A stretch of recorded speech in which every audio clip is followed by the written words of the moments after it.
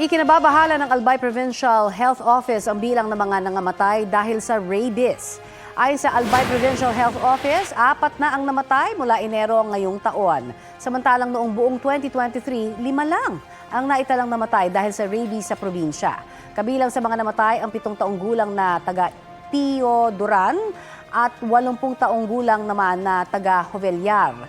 Dahil dyan, mas pinag-iting ng Veterinary Office ang house-to-house vaccination ng mga alagang hayop.